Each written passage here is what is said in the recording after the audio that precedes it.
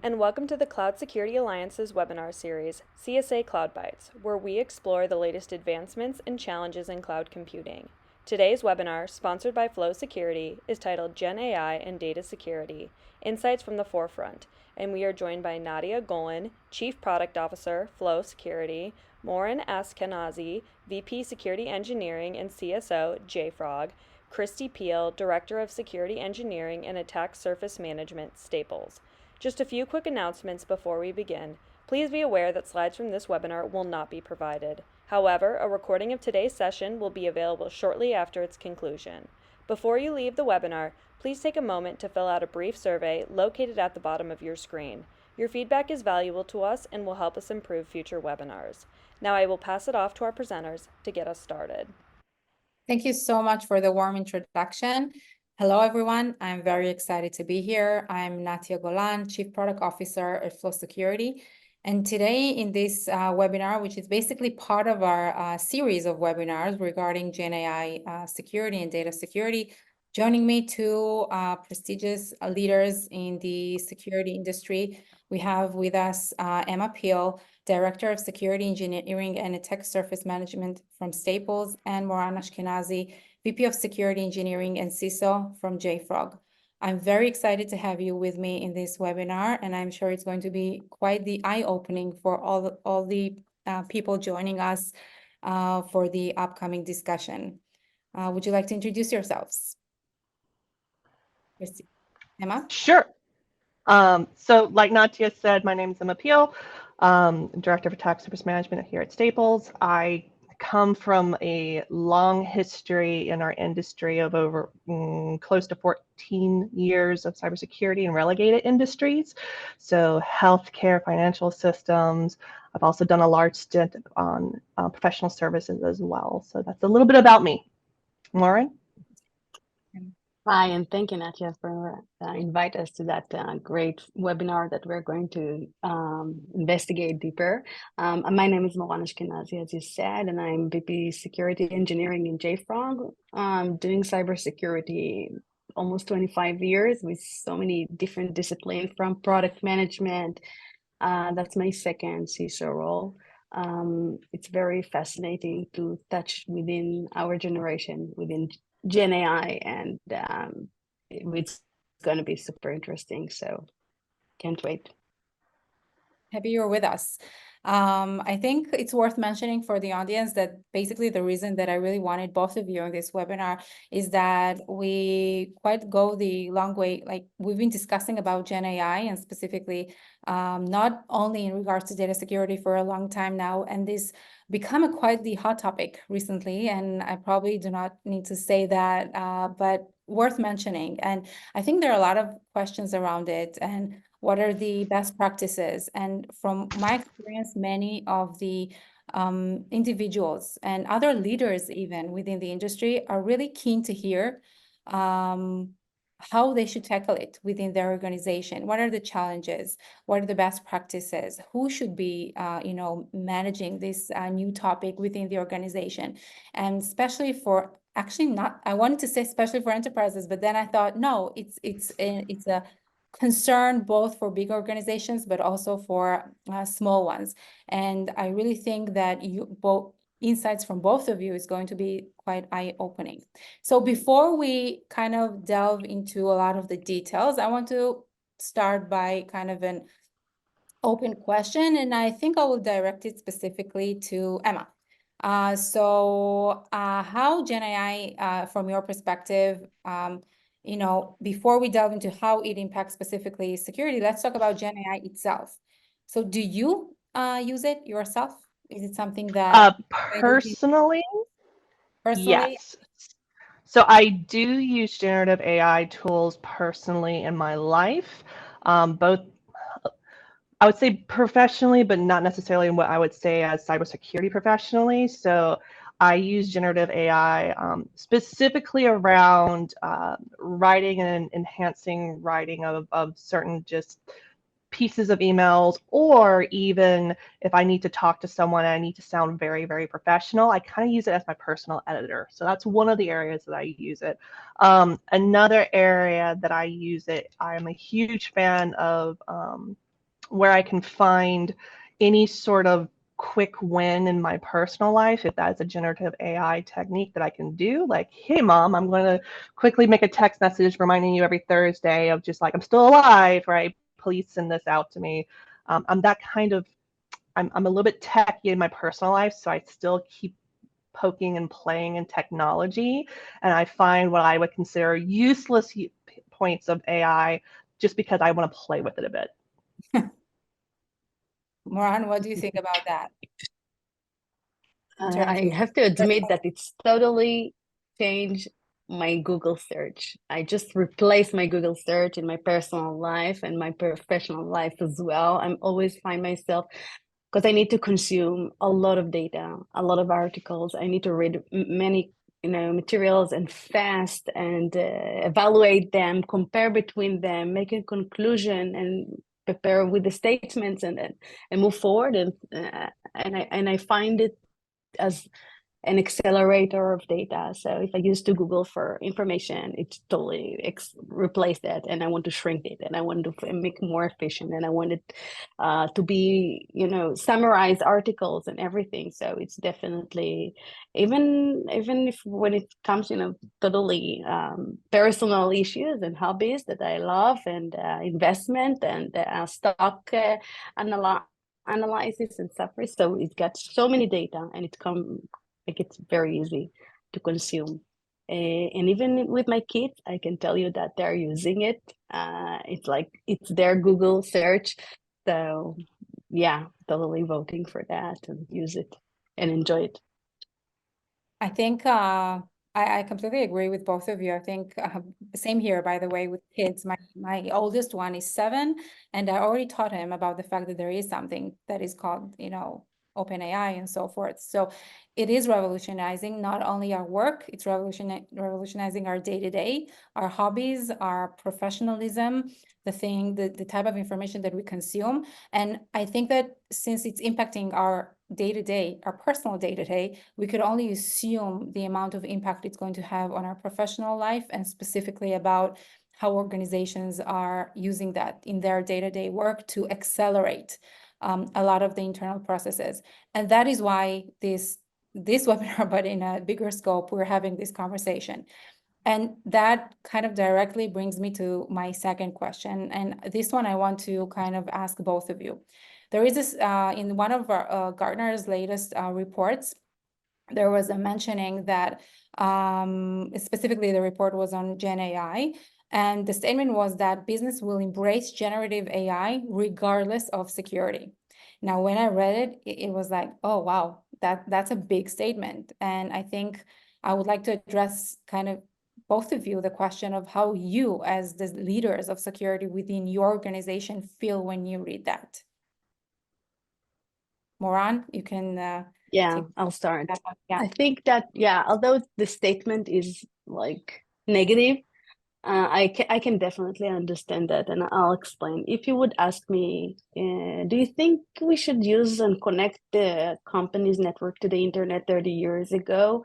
I think that would be the same question. And also, do you think that scale up and move to the cloud 15 years ago, that was like for enterprise, for the most sensitive organizations in the world, would you do that?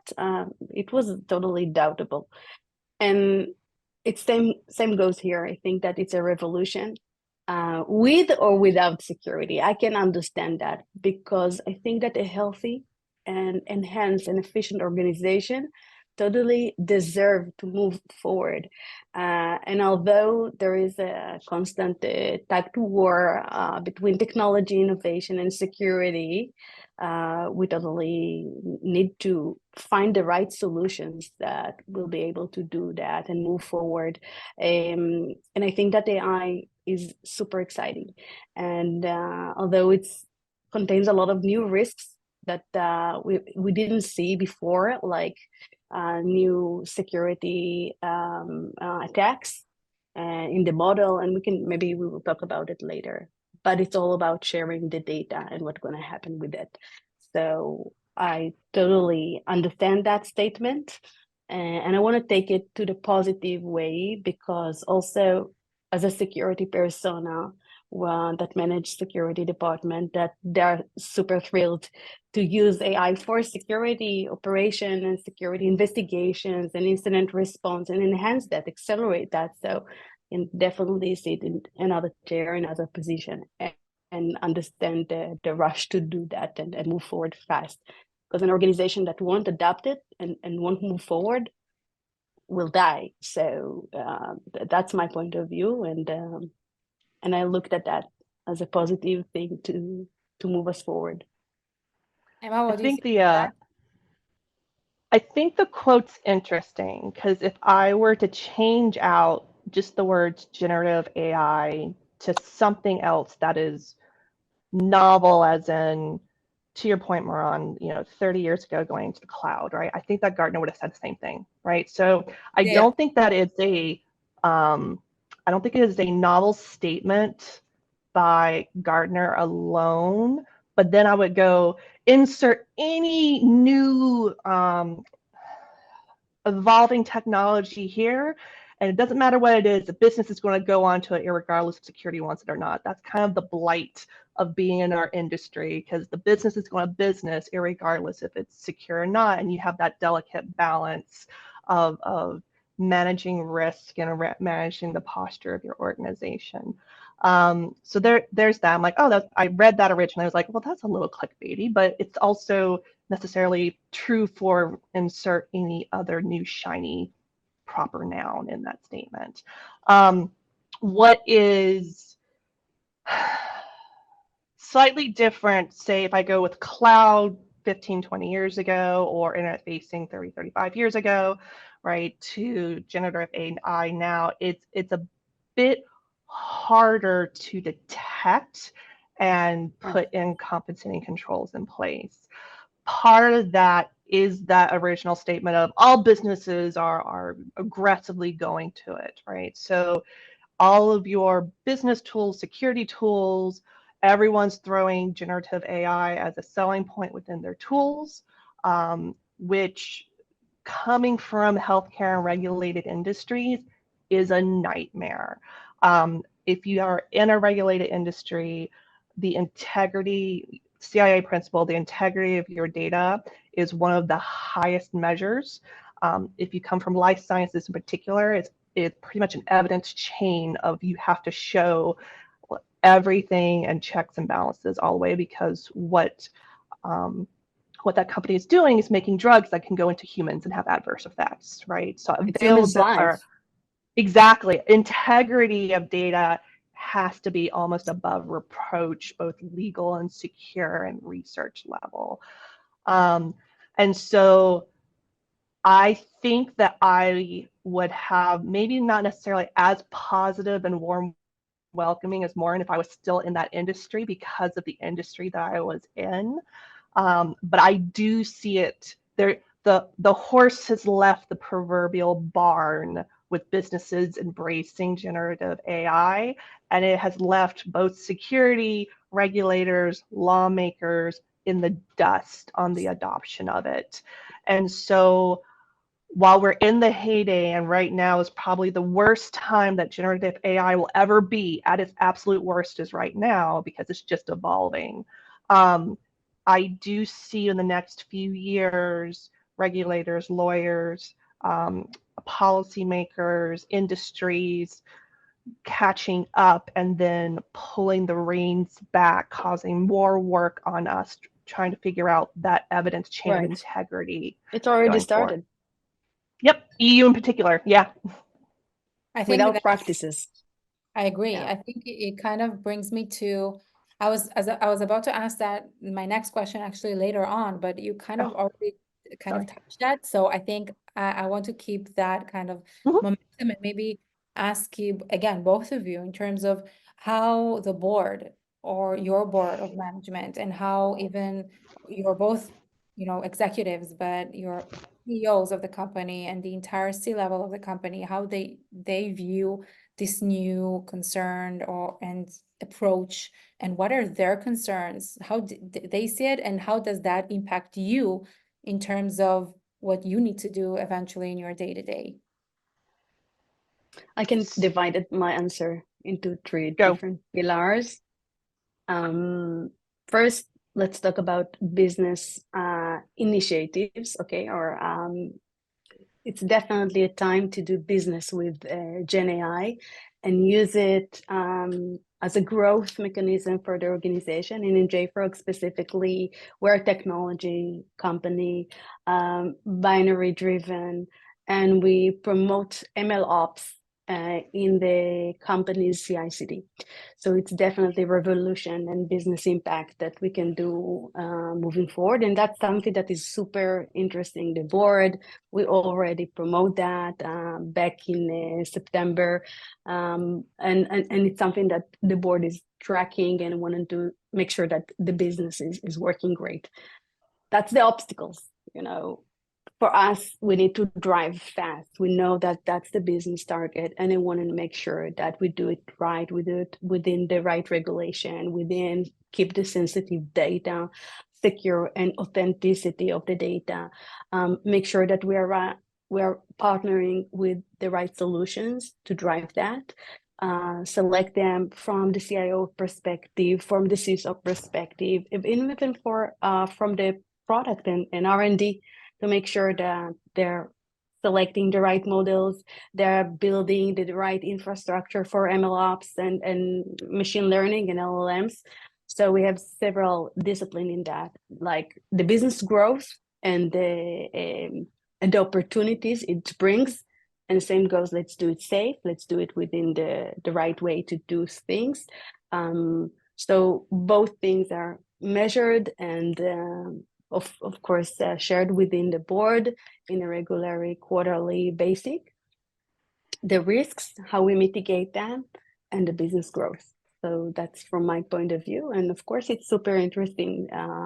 The management of JFrog, the leadership and executive, we're having like offsite of AI, educate ourselves and share as much as we can to bring that to acceleration. Yeah. Wow, and execution. offsite of AI, that's a good one. Yeah. So I come historically from incredibly large enterprises. So really large enterprises like G100s, right? You'll in a board meeting, you'll have a quick cusp of it, but it won't necessarily be a whole board meeting topic, right? That's typically a level or two down around more of the strategy of an organization, right? We are actually using generative AI and models, but we are very, what is the correct word? We are very invested in making sure that it's the right model, the right platform, that we own the data, that the data that we use for tuning our models is not shared across anywhere else, because we treat it as though IP, right? My general heuristic is, if you cannot guarantee that there is no sensitive or intellectual property that's going into a model, you have to treat the whole model like it is handling IP.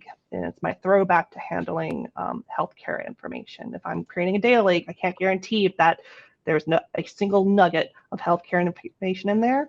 I'm treating that whole lake as an entire source of healthcare information. If I can't guarantee that there is only benign data within my model, the whole model has to be treated as intellectual property. So that required a lot of conversations with a lot of vendors, a lot of backwards and forwards with them, asserting questions around, okay, well, if we have to attest, or if we have to be able to trace how the model came back to some of the decisions it made, so that we have entire departments that are just dedicated to that, and then weaving it into our offerings that we have under the hood that you will never know as a customer, but we are actively using it. Super interesting. And I think if you're already kind of touching the matter of data and the usage of data, I think that brings me to my next question, which is, do you see GenAI security as a separate domain, or is it part of data security and part of data security processes and ownership within even organizations? Do you think that there should be a new team, a GenAI security engineer even, or it's part of something else, not even necessarily data security?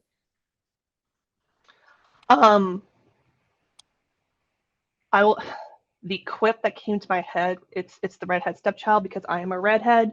So I think that it is similar to data security because of what you're putting into the model and how the model is handling it.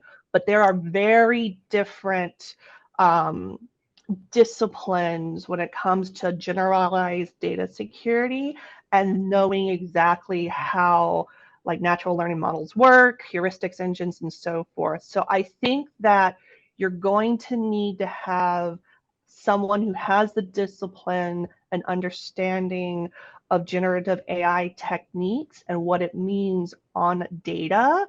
I do not think if you just have a traditional, someone who's just data security by themselves, you need to train them on how generative AI works and just that paradigm shift. So I don't know, the answer is it depends on the company, right? You could have the talent in there that they dip around both. You could have it's two separate departments, but these are very different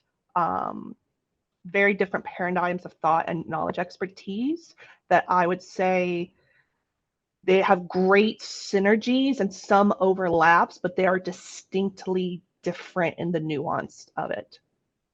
Interesting. And that brings me. It's up to you, Moira. That's just my own, what I've No, seen so far. I totally agree with you. I think that it's too early to say that it needs reorganization. Not yet, because the touch point and the risks that GenAI and LLMs bring they're in so many different expertise that exist today. For example, let's take like application security. Okay, so now we have like new feature within. They want ChatGPT as a part of the product features. Basically, you can see that in every product in the world as these days. So they want to make sure that that model, that Chinese model of the open source, that they want to use, that it's super efficient and super magic, can predict the user behavior as a prompt within their questions, can bring them all the data. It's amazing. They really want that, and they need your advice as application security. Read the code, read the open source, understand what it's done, and let's say give me confirmation, give your advice. And I think it's a new expertise for application security expert or architect to extend his knowledge and understand how to do diligence new model. And let's take it and also, by the way, pen testers in my team that usually challenge the features, new features that we own the code. And then there is something new here. There is ChatGPT or GenAI in use for the features, and there are new attack vectors like model injection, data poisoning, evasion techniques. It's new. So they need to practice on that and extend their knowledge as well in that area. Shift to the SecOps. The data that we're providing, then we want to make sure that it's authorized access and least privilege. So even though we approved or we think that we can enhance the new solution in place, or the new SaaS that use GenAI to accelerate the support, to give better support to the customers, we do want to understand that the data consumed by authorized access, those are the people that need to access. That's the models, that's the data that need to consume that and not take it to other third party, etc. So I think it's out there with so many different risks and pillars that it's not necessary an expertise, GenAI, data security, new group, because it's different expertise. And so each and every part of my organization going to extend his knowledge, and we'll try to find the right solution that will power us to move forward with that. Okay, but if that's the case, I think the interesting thing is that we see now a lot of startups that they're products, even not even necessarily to say startups, but new products, okay, new vendors that are really putting focus on Gen AI and launching new products that are supposed to tackle this big buzzword. But on the other hand, what I'm hearing is that each of the security teams that you already have within your organization needs to expand their knowledge, need to learn more about the security risks that come from using GenAI, using LLM models, and everything that comes with it. Is there a place for dedicated products, or should it be part of the existing products and each of them need to expand a bit so they can give value to you as a security team? Moran, you can take it first, and then Emma, I would love to hear your thoughts. A complicated question, Natia. I know, I like to ask. Yeah. The utopia of this, it would be like one solution that will bring me everything. Yeah, it will be the gate, it will be the accelerator, it will bring me all the risk and the solution. Of course, that's something to wish for, right? But to be realistic, I don't think there is one single solution that can solve all the cybersecurity risk in GenAI. I think it's too early for that because their risks are we're just identifying them and we see them in action. We see compromised services that considered to be super secure from the managed cloud providers, right? They are super secure, and yet the prompt injection, they hit by that, and we saw what happened. So I definitely think that we need to focus, and I think that's one of the biggest challenge for me to be a CISO is just to focus on the right solutions to my risks, because we can do everything. We can have like 10 startups, the best in every feature, in every risk, and to accelerate that. But to be realistic, I think we need to take it one step by step, and extend our capability to support the organization with the major things that their objectives. Okay, so if ML ops and they extend the infrastructure of internal generative AI is the top of priority, we need to be there within the business. So if we want to extend the coding of developers, and they also want Copilot, and they truly believe that the objective is amazing, and their key result will be like move forward and deliver fast product, and that's strategic from their point of view. I think we should align to that as well. So I'm trying to and that's what we do, understand the strategy of the organization related to GenAI and LLM's use, and align with them, and make sure that we have the technology and also the expertise to work with them going forward. So yeah, on one hand, I truly think that great initiatives and great startups is just great because it will fit specific risks. But to tell that today, I think that one unified solution can bring everything and resolve everything. Unfortunately, not yet. But I trust GenAI that it will happen. Yeah, it will happen.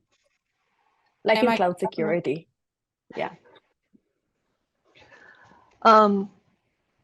If you ever ask me if one product will fix everything in a CISOs or security leadership, the answer is no, and you're delusional, and it's never going to happen.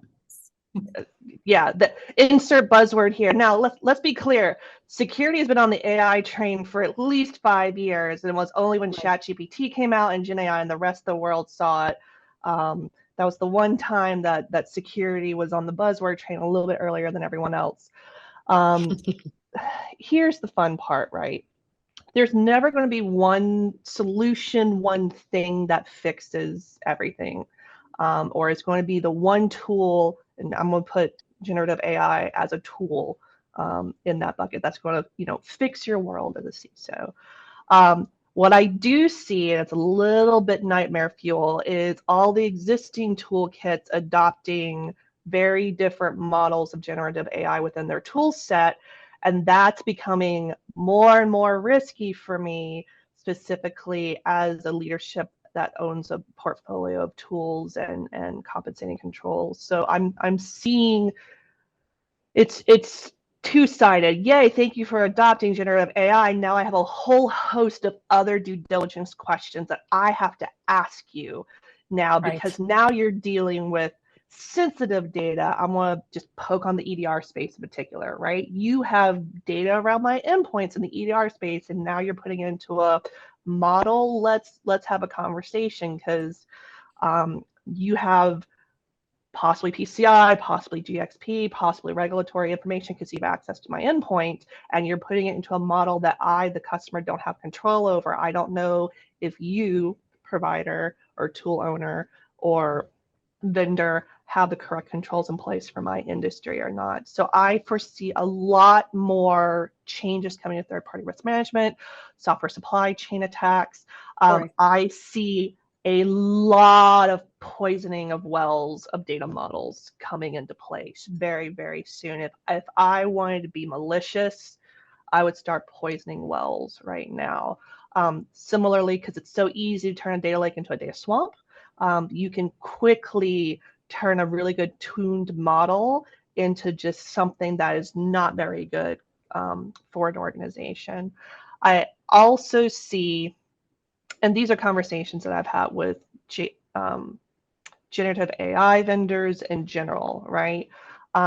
Say your security team or your developers want to use insert term here of a generative AI model that helps them use code or creates code, right? And the code that GenAI will produce for that developer may not be following any security practice, but it works. It works, and oh Lord help me, what are you actually doing? And then how can I tune back for, this customer's, this company's coding standards in our CI/CD pipeline? A lot of that feedback loops into providers of tools that have generative AI are not existent yet. So I see a lot more work as a security organization with the introduction of generative AI. And then, to quote one of my colleagues, I'm going to have an AI to rule my AIs, and then I won't know what the heck is going on at all, just because it's just so much data. Love it. On actually this specific question, I want to give my perspective actually as a vendor, as the person building the solution. And I think I love the fact that both of you addressed all the different aspects of the risks, supply chain attacks and everything related to application security, and not just data security, which is the word that I'm coming from. And even from that aspect, even in data security, there's so many different types of products, which in some ways similar to GenAI, because there is endpoints and there's cloud and there's CASB and there's so many different areas. So I agree that from my perspective, there's not going to be one solution. There's place and need for several kind of aspects, but I strongly believe also that for us as data security vendors, it's paramount to address GenAI, and for us it's key part of our value proposition, and specifically for data security, I think it's crucial to take part. And if I would assume what would happen in the future, then definitely we will see other areas like in application security and supply chain and SaaS and so forth, and CNAP as well. They're going to start addressing, and if they haven't, I believe they should. So I think that's something we're also going to see more and more in 2024 and 2025. Definitely. I think. Yeah, and Natia, we're talking about it a lot in our, conversations related to either Flow can identify in runtime the flow of the data, what's going on with my data, because the objective from all the solution is one, very simple, to prevent data leakage. And in order to do that, the data is everywhere, anywhere, and you need to understand where is the most sensitive data that you have, and make sure that it's controlled, it's consumed correctly, it's authenticated, it's encrypted, all those things that are super important for us to just prevent the next attack. I completely agree. I think this is the point where we also take some questions from the audience, which is always in every webinar, is the part that I'm most excited about. So I can already say that we have some very good ones. Let me see. Okay, so the first question that we have: has the organization starting implementing already products or solutions that can help you kind of prevent GenAI related data leaks, let's say? Either one of you. So yes. So we have, when I talk compensating controls, it's not just going to be technical, but there's also business controls as well. So we do have both business and technical compensating controls around generative AI. We do not necessarily say no. If you have a legitimate use case for using generative AI, cool. Let's start this off, and let's be more of a partner around what data are you going to pull in and so forth, so that we can front handhold, for lack of a better term, our business partners into this very turbulent waters and buzzworthy waters of generative AI. That extra little bit of hand holding, human to human at this point, has proven very valuable when we go and you have actually developers starting to adopt generative AI, because it sets the context and standards around your organization up front, and then you follow into the normal flow of your CI/CD pipeline, your application security, all of your assessments and everything else. We do have technical controls. So one of the areas that we are actively looking at is, again, going back to the conversation of akin to DLP and data security, it's slightly a different take on it. So we are paying more attention on ingress and egressing of what information is coming in and out, and we're also shored up a lot of our third-party risk management. So now, if you're a vendor or if we're going to do business with either a SaaS solution or any existing contracts, we're going back and asking generative AI questions, even to the point of, okay, well, if you're not using it now and it's coming onto your roadmap, when is it coming onto your roadmap? And then what models are you talking about? So those are some of the controls that we have in place. Again, there's no silver bullet, but we've woven it into our ISMS, so our policies as well that we have in our organization. Oh, nice. Moran, your thoughts? Yeah, super interesting. So first, we're using Flow as a part of I called it like production data leakage prevention. Okay, it's not with observability. I want to make sure that I'm familiar with all the production communication with third-party services, include the GenAI. So first of all, start with observability, make sure that we're familiar with all those connectivities, integrations, and so forth. Afterwards, setting a policy and then get alerts. So it will trigger my incident response to react to that and write playbook for that. So we will be there in the next, I guess, few months. But that's first, one of the focus area that we're investing. Second one is related to AI, API to API, to try to due diligence new software that has integration that actually collect the data. And it can be new software, and it also can be like new feature in existing software that we are working with, that we know specifically that they're doing that thing, and then it's consume the data and keep the data and do that, and maybe move it forward. That's a second area that we are really worried about, and trying to do that better, and actively looking for solution that will help with due diligence of new software integrations. And the third part that is very super technical, related to how the users use the GenAI and ChatGPT. Of course, we want to approve that and allow them, and try to adopt enterprise solutions like OpenAI for enterprise and others, to just make sure that we're providing a solution that will be secure, that will remove the history, that the prompt will be safe enough, and lastly is related to due diligence and evaluation of new models within our products, and make sure that we're taking one that is definitely secure and consumed by others and the community. It's a lot about related to community and risk management and how the community evaluate those models. Those are the 4 key areas that we're fully investing. I love that. Yeah, I will say there's one little caveat.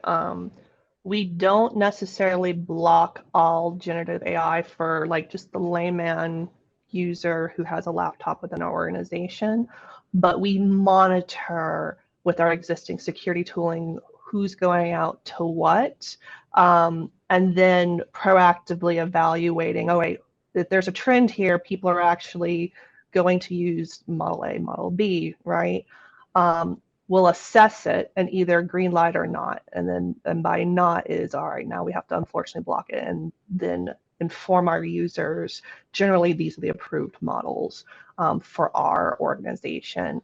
That was a decision where, again, the horse has left the proverbial barn. I'm not going to stifle it. This is a controlled risk the organization has to take on, but we're monitoring constantly categories of sites that people are going, okay, hold on, let's have a conversation now.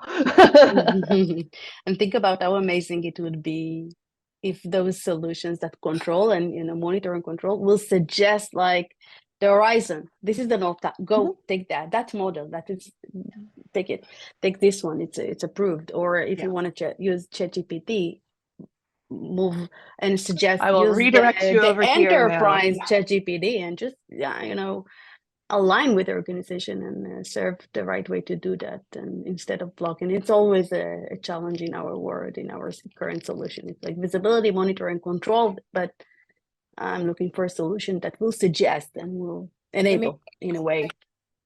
I agree, and I think the only thing I would probably add to, from what I'm hearing from both of you and from others also in the industry, is that it's not just about the solution or the product that you're going to buy. It's just never enough. You cannot say, and this one I'm saying for the person that kind of asked that question, for others listening, that it's not enough just to buy something.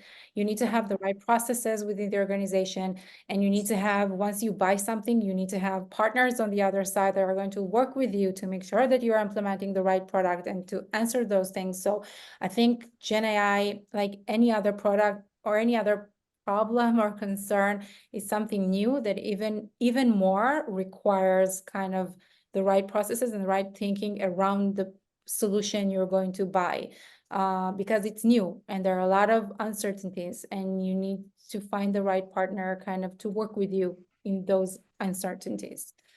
Humans be humans. They click on things, they use things that are shiny.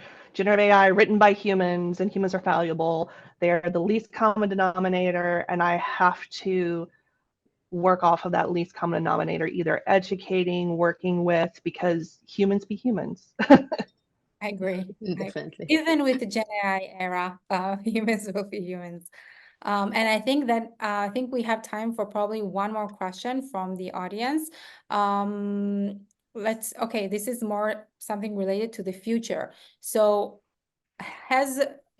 for the past and the future, has GenAI impacted your security budget for 2024?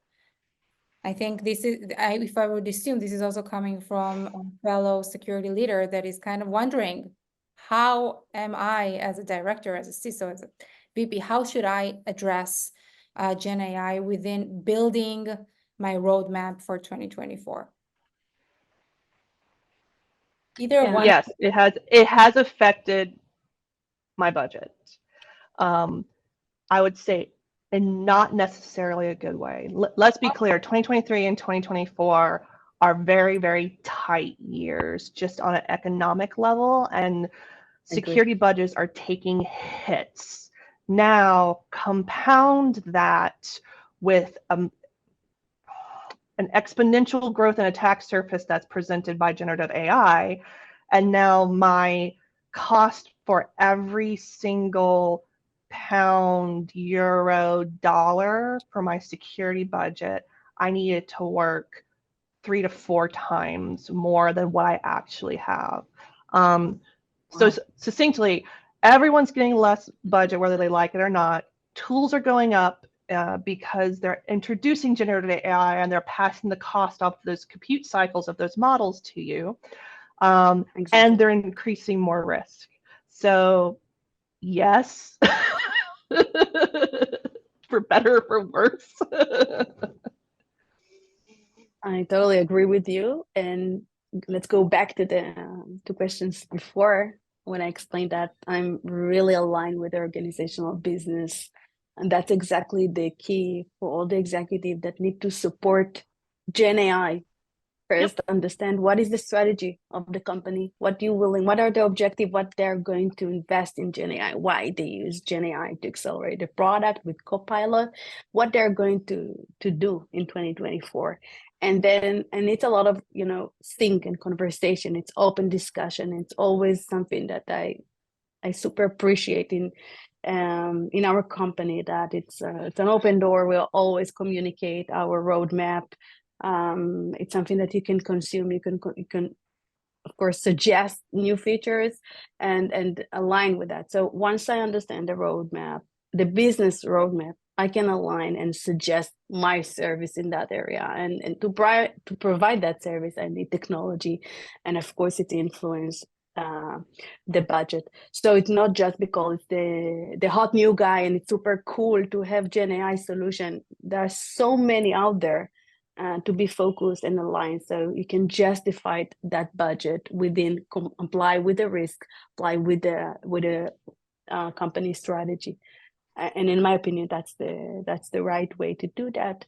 It will pass the strong cut that we all experience from budget in 2024.